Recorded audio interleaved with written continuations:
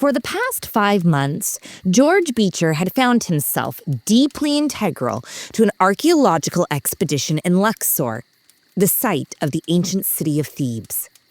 The benefactor of the operation, Lord Howlington, hadn't actually hired George, but rather his older brother, an esteemed and respected Egyptologist.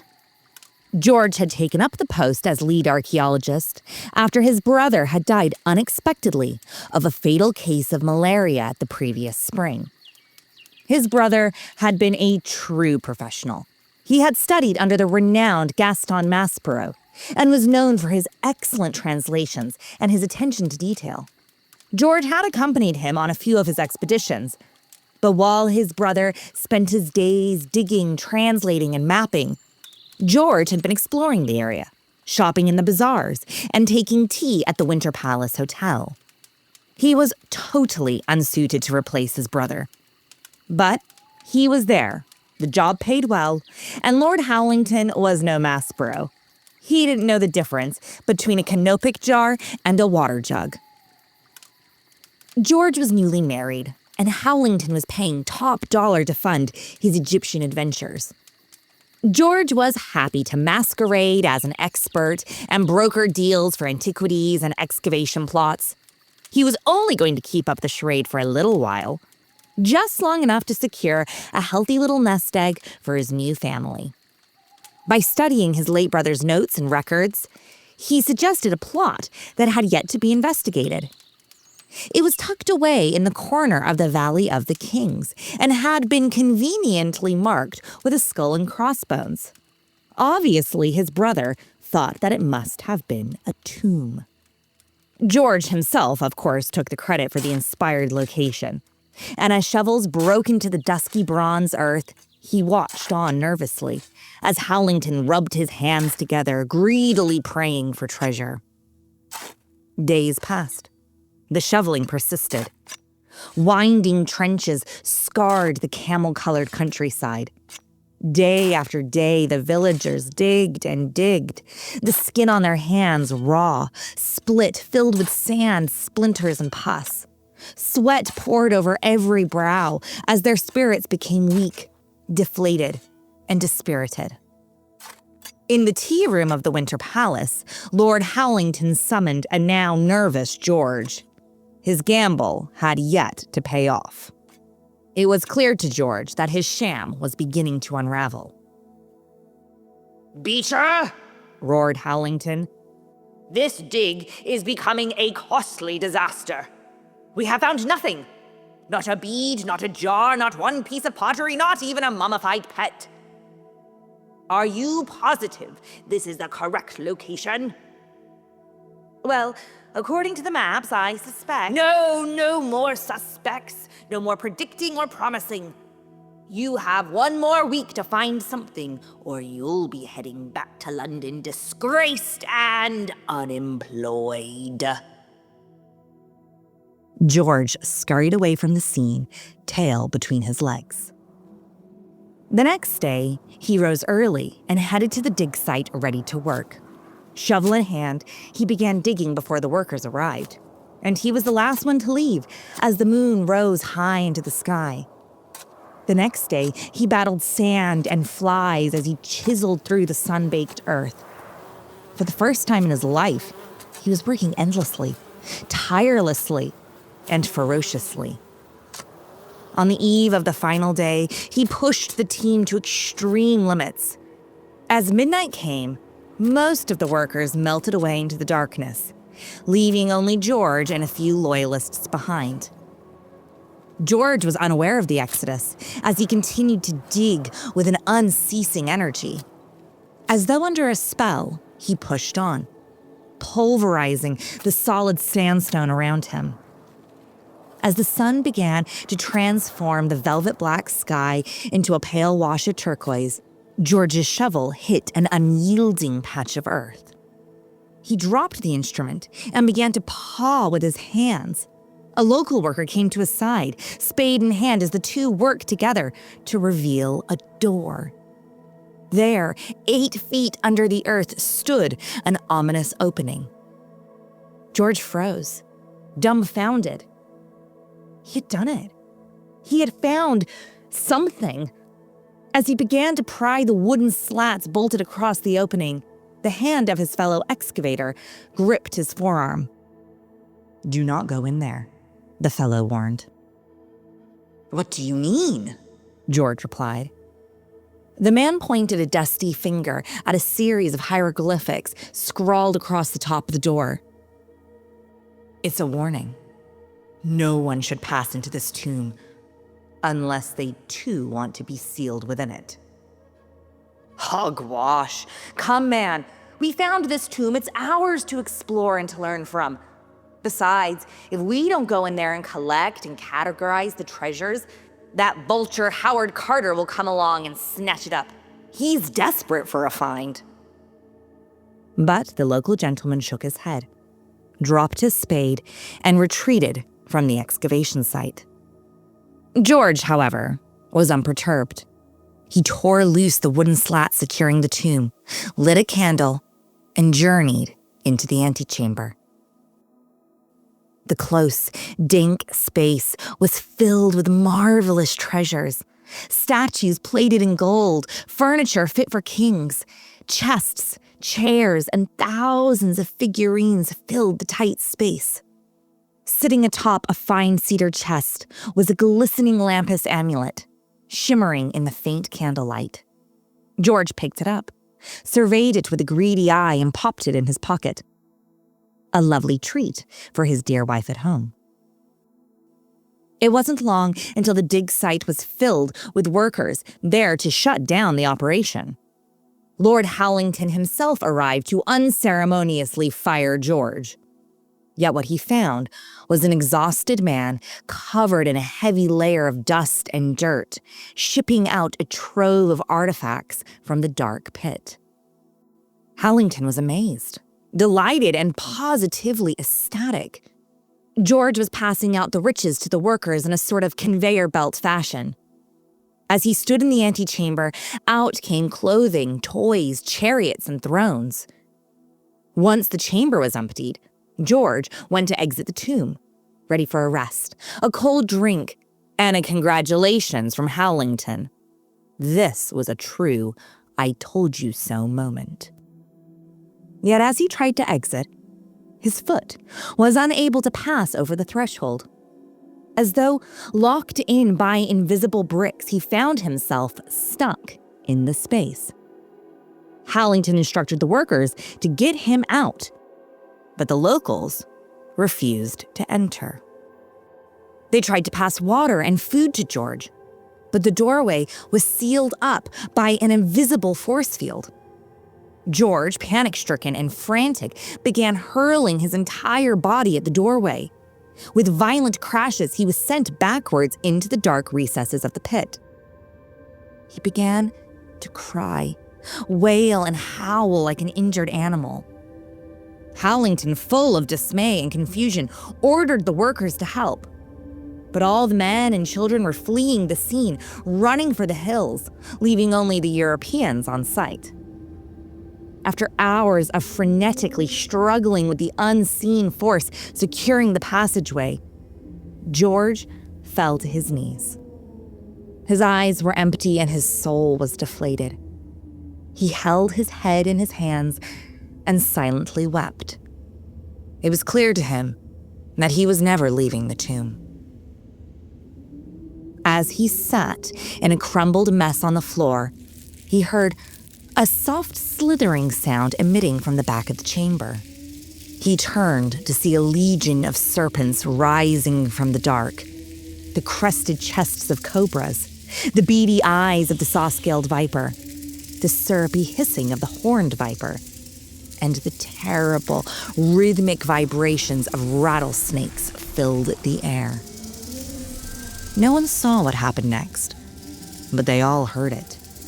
The tomb was overcome by a nest of writhing, slithering, and slinking snakes. They encompassed George in a symphony of hissing, humming, and gnashing jaws. Venom soared through the air like fountain spray.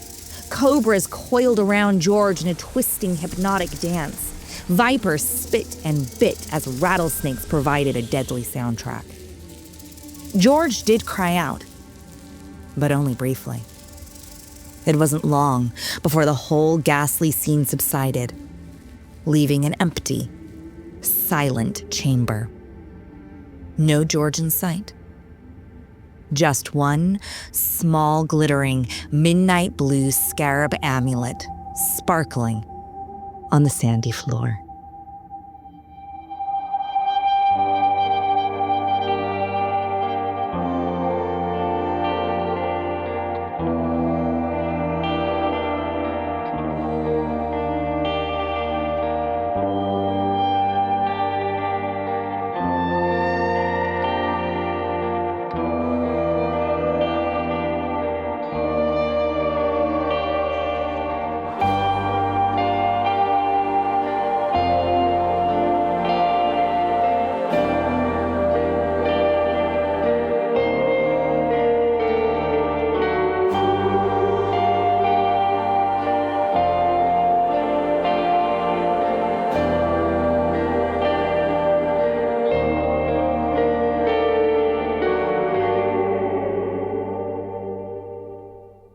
Something you don't know about me is I am really into etymology, the study of the origin of words.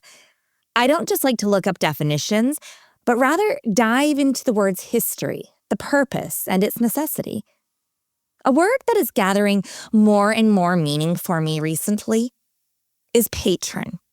A patron is a person who supports the things they love with endorsements, encouragement, and money. Historically, patrons of the arts would be wealthy or influential people who aided artists in their craft by bestowing them with the materials or financial backing they needed to create their works. Every time that you turn on the West London Witch, you're being a patron. Every time you share a social media post about the podcast or tell a friend about us, you're being a patron.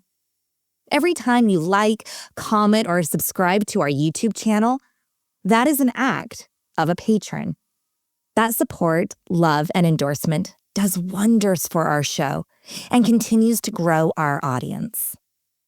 However, if you really like the work that Danny and I do and think it's worth a couple of bucks, I would be honored for you to join us on our Patreon page. Every dime that comes into our Patreon goes directly back into the show that you are listening to today. It doesn't have to be much. For as little as $1, £1, €1 a month, you can not only unlock our entire Patreon catalog, but you can also feel good about supporting two creatives who are passionate about sharing their craft with the world. If this sounds like something you'd like or are able to do, head on over to patreon.com/The West London Witch and come and join us in our little coven.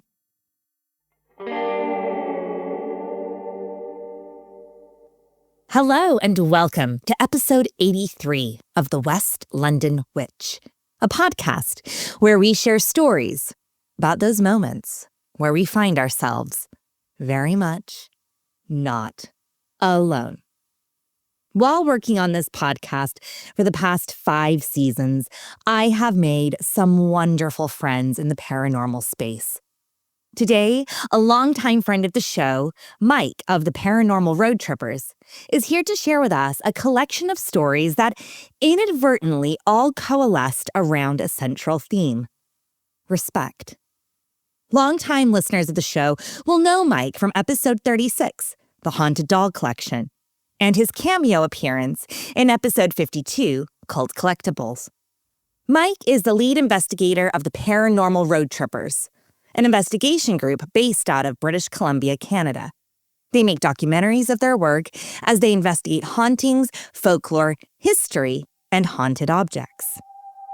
As Mike always says, history has a voice, and he wants to listen. I'm Rebecca Strazina, and this is The West London Witch, episode 83, Respect the Dead.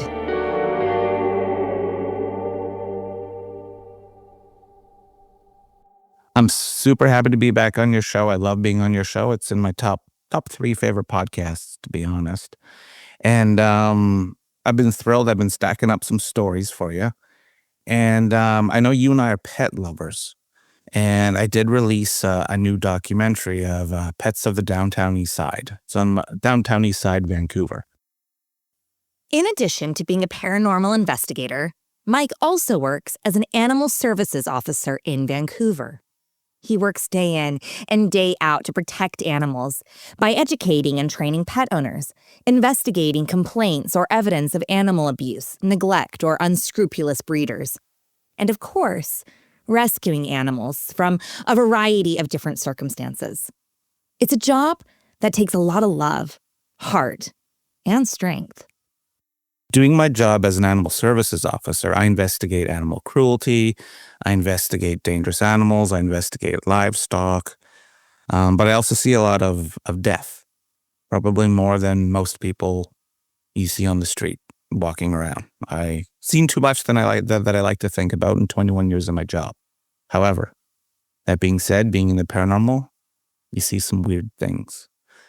And one of the stories I really wanted to tell you that I thought about was, this was a couple years ago. I went to a property. This was with work. It was a sudden death file. So the person had died in their house. And they were there for about 5 days. And it's not pleasant. So we won't go into that part. But I was training a new officer at the time. And I basically just threw her in the deep end and let Jesus take the wheel, and if she could sink or swim at our type of job. So there was a dead person. He was laying in his bed. I assume that's where he passed away. But our job was to gather the animals. And so I told my partner at the time, I'm like, okay, unfortunately, 2 of the cats ran under the bed. This was certainly not an ideal situation. Try as they may, coax as they might, these scared kitties refused to come out from underneath the bed. So, under the bed Mike's partner went. She retrieved the cat safe and sound, but she also made a second, rather startling discovery. There were 3 large bags of marijuana, and with the tool she was using, she pierced one of the bags, so all you smell was weed at that point. So we kind of giggle at that. The cops that were with us were giggling at that just because it was overpowering. The entire rescue mission was successful, but also a sound reminder that nothing stays hidden, secret, or private forever. There is something strange, unsettling, and intrusive about searching through a deceased person's home, even if you are there for totally honest, loving, and genuine purposes. But life goes on. One case closed, and on to the rest of your day. That night, I had a paranormal investigation. So with my job, I've trained my brain when I leave work. No matter what I see, I tell everyone I had a great day, because no one wants to hear about the bad stuff.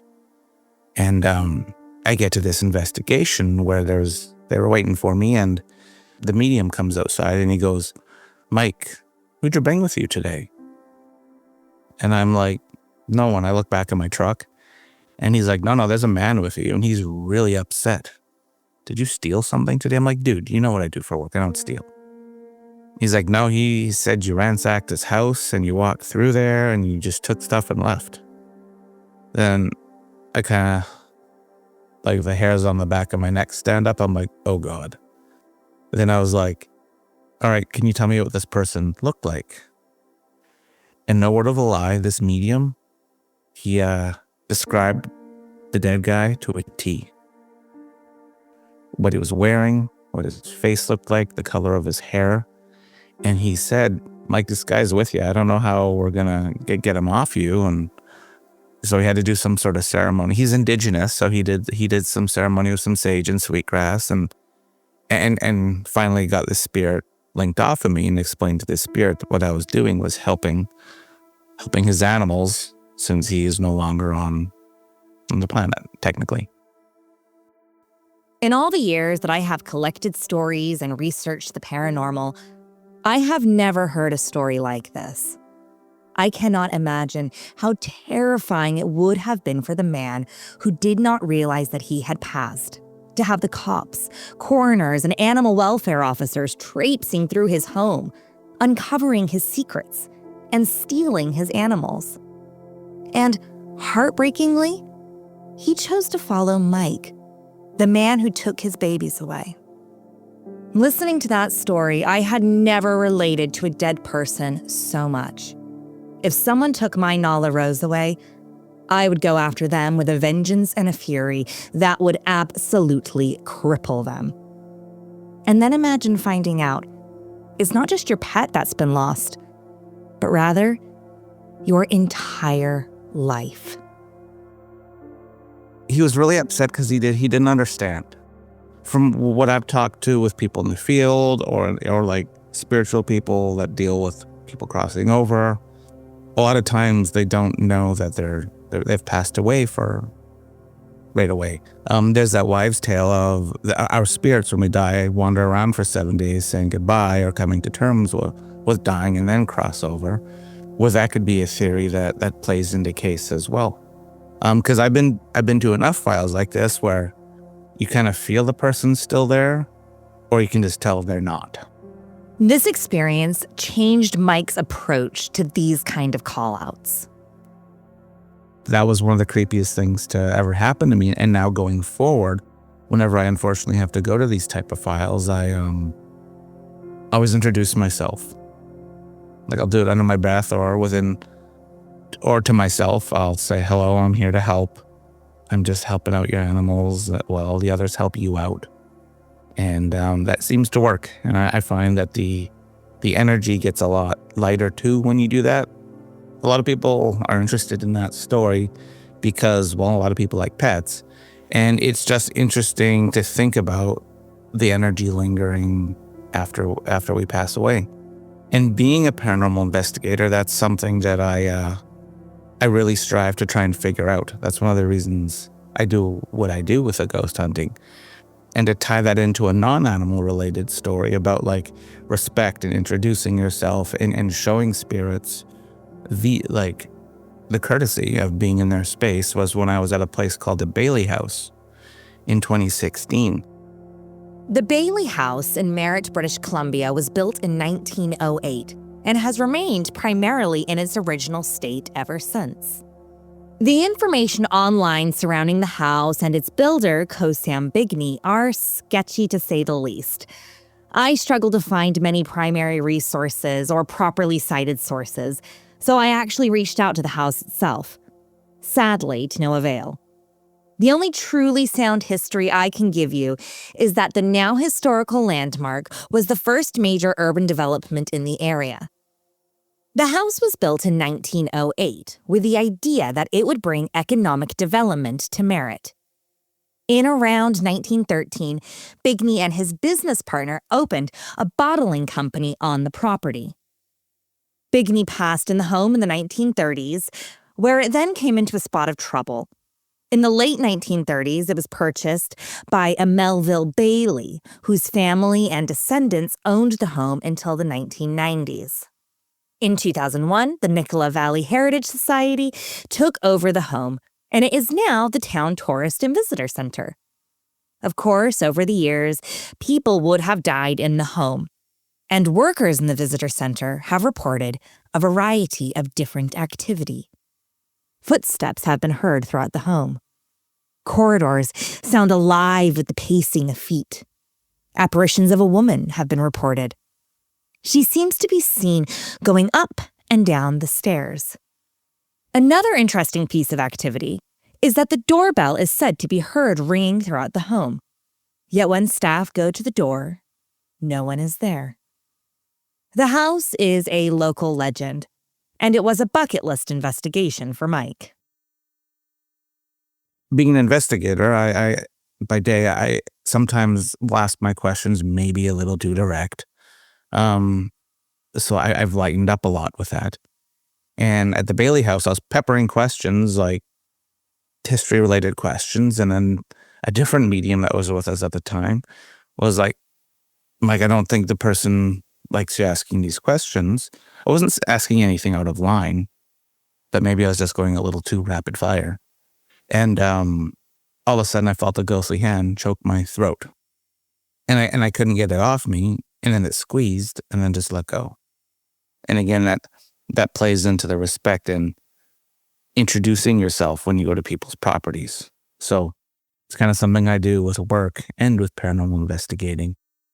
It's important to note that even though Mike was not being aggressive or rude to whoever may still be in the home, he thinks his approach still may have been the reason why he was physically affronted. People from the 1912s, 1913s to 2024, we look different, we act different, we talk different. So maybe that came off as disrespectful. Just some dude coming in your house with a hoodie at midnight, not introducing yourself. I would screw with them as well.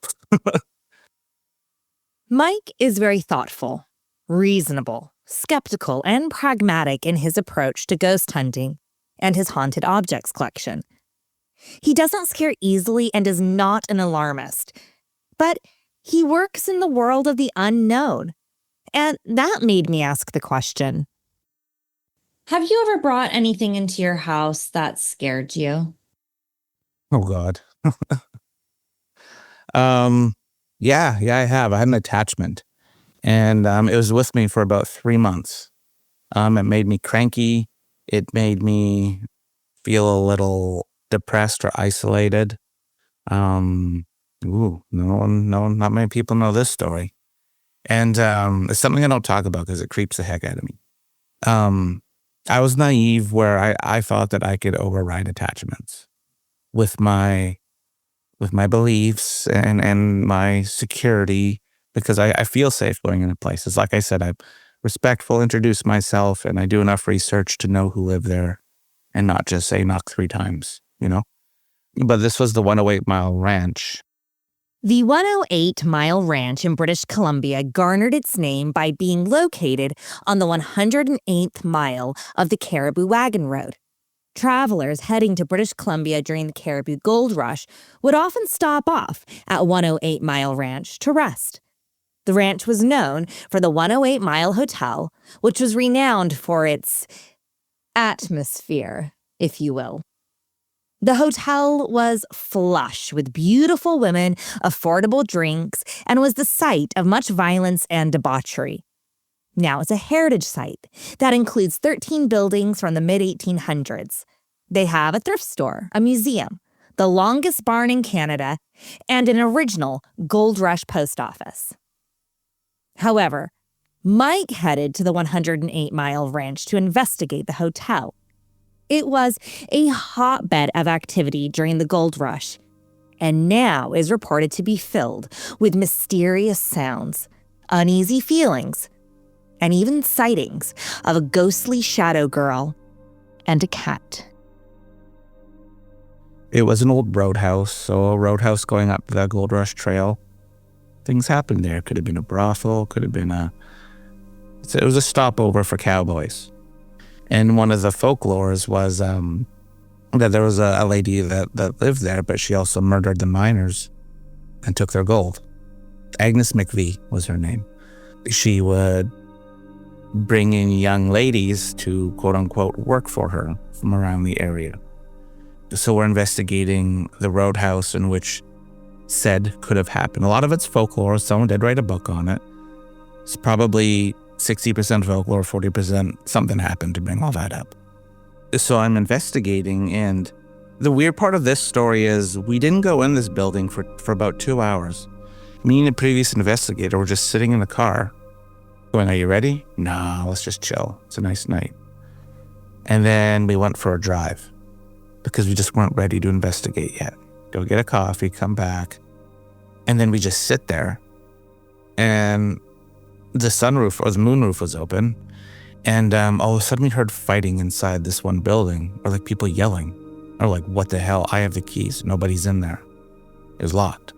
So we roll the camera.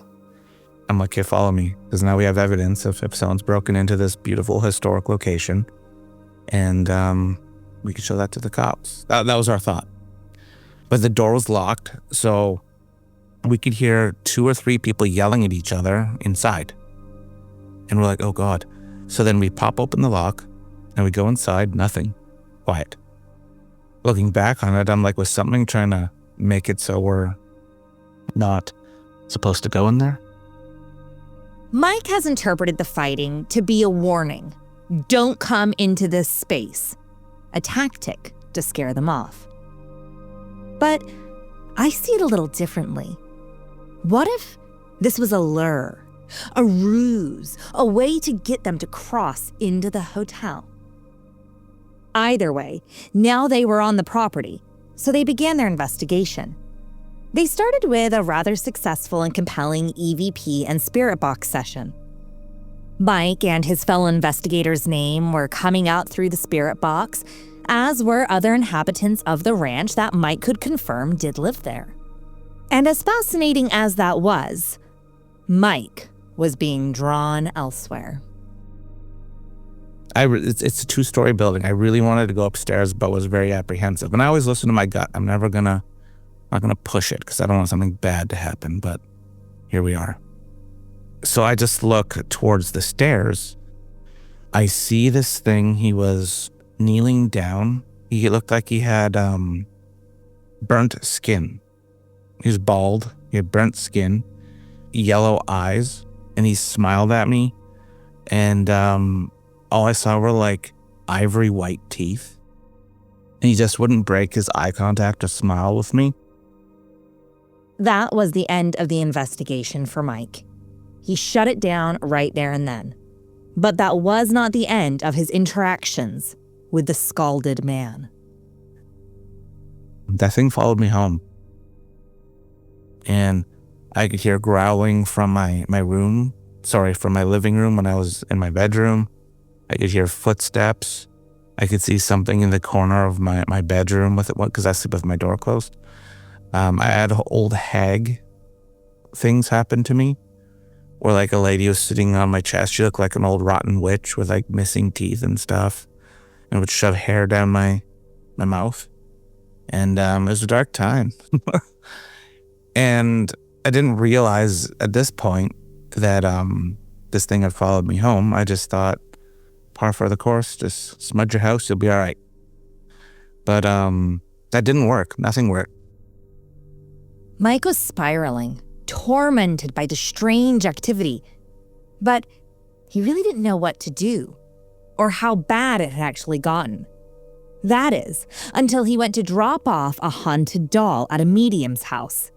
He was investigating the reportedly haunted baby dolls and was conducting an experiment by sending the dolls to other people to see what, if any, activity they experienced with the items.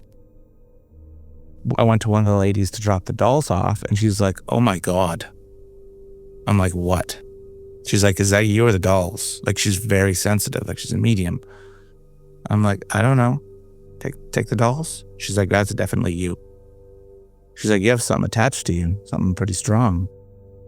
She narrowed down to like around where it was from, like when I was on my investigation, said that it used to be a Mennonite randomly.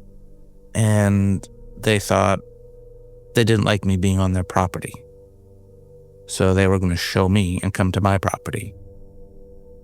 And she had to, I'm not going to use the word exercise because that's a bit dramatic. She had to cut it off of me, or cut the cord of the attachment. That's one of my stories I kind of keep at the back of my brain.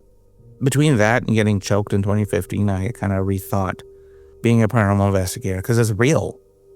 Like, you see a lot of YouTube videos, like, I'm not hating. I have the you do you attitude, have fun.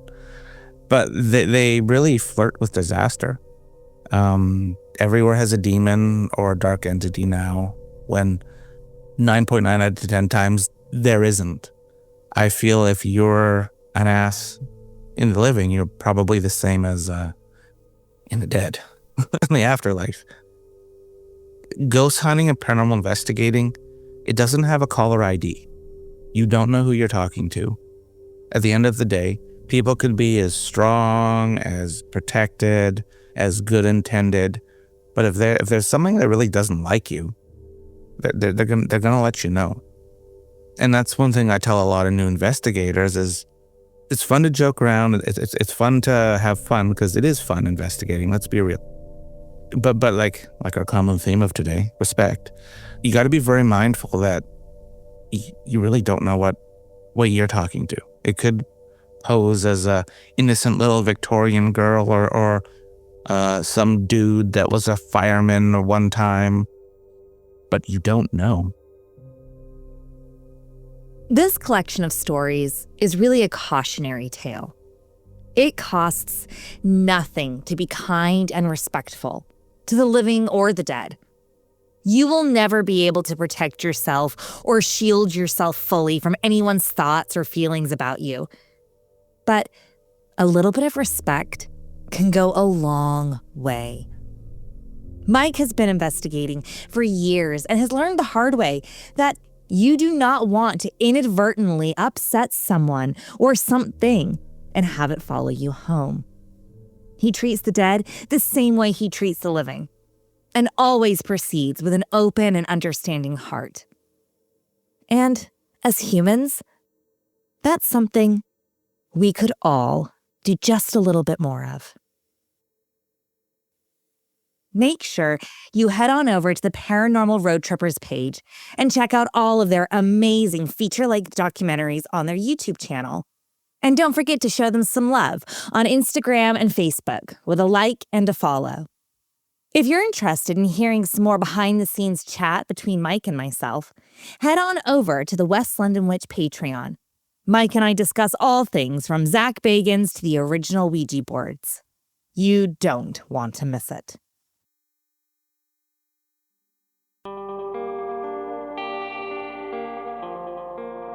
Do you have a spooky story you'd like to share? I'd love to hear it. Drop me an email at thewestlondonwitch@gmail.com or find us on Instagram and Facebook at The West London Witch. If you enjoyed today's episode, don't forget to subscribe, rate, and review. And come and follow us for additional content on Instagram and Facebook. Until next time, merry meet, merry part, and merry meet again.